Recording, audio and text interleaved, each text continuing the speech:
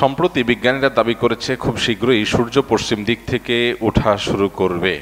তাহলে কি আমরা কিয়ামতের দ্বারপ্রান্তে রয়েছি? যে কোনো সময় উল্টে যাবে পৃথিবীর চৌম্বক মেরু, আর মেরু উল্টে গেলে উল্টে যাবে দিকও, ফলে সূর্য উঠবে পশ্চিম দিকে। সূর্য পশ্চিম দিক থেকে ওঠার আশঙ্কা করছেন অনেক বিজ্ঞানীরা।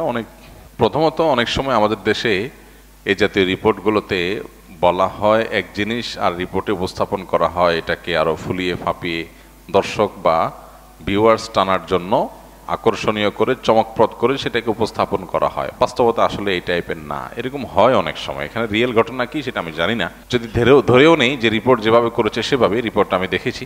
পশ্চিম দিক থেকে সূর্য ওঠার আশঙ্কা করা হচ্ছে, সেক্ষেত্রে সেটা যদি হয় তাহলে সেক্ষেত্রে পৃথিবীতে নানা রকমের বিশৃঙ্খল পরিস্থিতি দেখা দিবে, রোগবালাই, ঘরে ঘরে ক্যান্সার হয়ে যেতে পারে, ইত্যাদি ইত্যাদি অনেক আশঙ্কা বিজ্ঞানীরা করছেন। আমরা যখন কোরআন এবং হাদিসের ছাঁচে ফেলে এই গবেষণাকে মাপঝোপ করার চেষ্টা করি, তখন আমরা দেখতে পাই নবী করিম সাল্লাল্লাহু আলাইহি সাল্লাম কিয়ামতের আগে 10টি বিশেষ আলামত প্রকাশ পাওয়ার কথা বলেছেন, যেগুলোকে আলামাতুস সাআহ আল কুবরা বলা হয়েছে, অর্থাৎ কিয়ামতের বড় বড় আলামত হিসাবে আখ্যায়িত করা হয়েছে। এখানে বড় আলামত বলতে কিয়ামতের একেবারে শেষ মুহূর্তে এসে যেগুলো দেখা দিবে সেগুলোই বড় আলামত, আর যেগুলো অনেক আগে থেকে দেখা দিবে সেগুলো ছোট আলামত।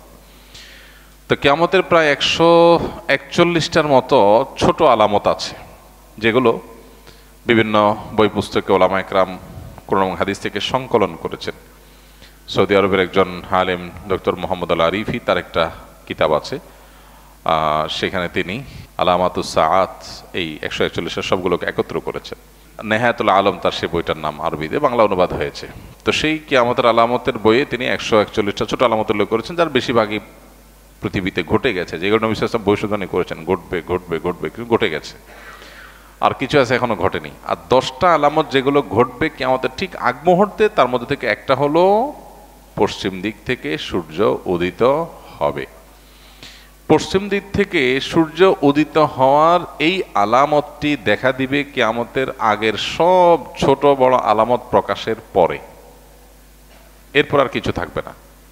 পশ্চিম দিকে যখন আপনার সূর্য উদিত হবে, তখন কেউ আর তওবা করে আল্লাহর পথে ফিরে আসলেও সেটা অ্যাকসেপ্টেবল হবে না, সেটা অ্যাকসেপ্টেড হবে না, এবং তারপরেই শুরু হবে মহাপ্রলয়, শেষ। এই যে তার আগে একটা দীর্ঘ রাত থাকবে, বিভিন্ন বিশুদ্ধ হাদিস দ্বারা, কোরআনের বিভিন্ন ভাষ্য দ্বারা কিয়ামতের পূর্বে যা যা ঘটবে সেগুলো প্রমাণিত। সেই আলোকে আমরা বলতে পারি, যেহেতু কিয়ামতের ওই যে আলামতগুলো এখনো দেখা দেয়নি, ইমাম মাহদির আবির্ভাব, ঈসা আলাইহিস সালামের আবির্ভাব, দাজ্জালের সাথে সংগ্রাম, ইয়াজুজ মাজুজের সাথে সংগ্রাম, আরো বহু বিষয় রয়েছে যেগুলো কিয়ামতের আগে ঘটবে। সর্বশেষ আলামত হবে এটি।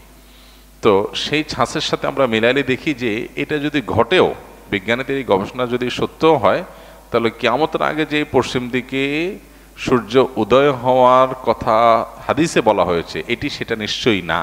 অর্থাৎ এরপরেও পৃথিবী টিকবে। এই পশ্চিম দিকে সূর্য উদিত হওয়ার পর পৃথিবী ধ্বংস হয়ে যাবে, এটা কোনোদিনই হবে না, যতক্ষণ পর্যন্ত হাদিসে ওই সমস্ত আলামতগুলো প্রকাশ না পাবে যেগুলোর পরে হাদিসে সতর্ক করা হয়েছে, ভবিষ্যদ্বাণী করা হয়েছে।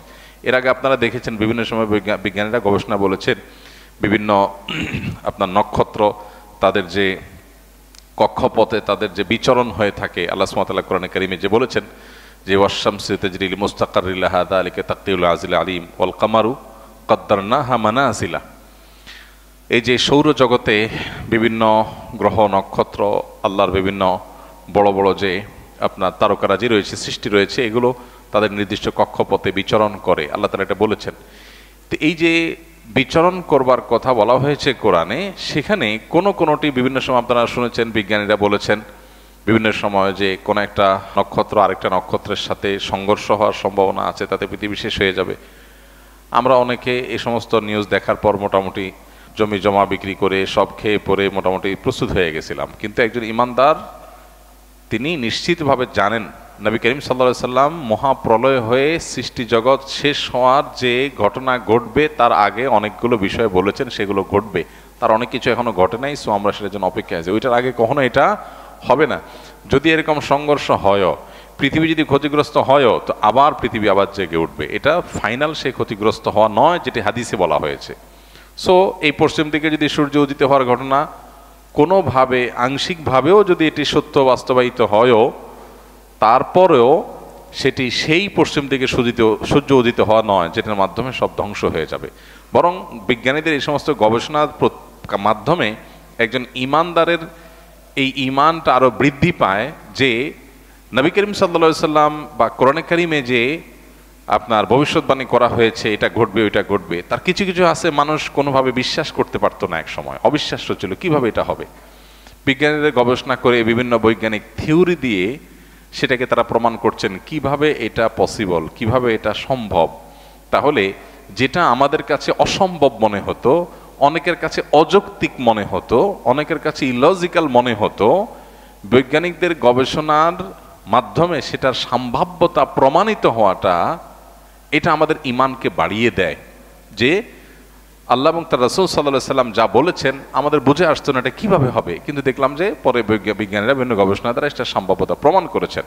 তখন আমরা আমাদের ইমানকে আরো বৃদ্ধি করি, আরো শানিত করি যে আলহামদুলিল্লাহ আমরা না বুঝেও ইমান আনি। কিন্তু আমার না বুঝে ইমান আনার মানে এই না যে আমি যে বিষয়ের প্রতি ইমান এনেছি এটা ইলজিক্যাল, লজিকটা আমার জানা নেই, পরে আবিষ্কার হয়েছে, কিন্তু আল্লাহ যা বলেছেন তার চেয়ে বড় কোনো লজিক হতে পারে না, সেটা আমার এখন বুঝে আসুক আর না আসুক। এখান থেকে বড় ইমান আরো আমাদের বৃদ্ধি হয়। তবে এটা সেই ঘটনা অবশ্যই না যেটি হাদিসে বলা হয়েছে, কারণ তার আগে আর অনেক কিছু ঘটার কথা বলা হয়েছে।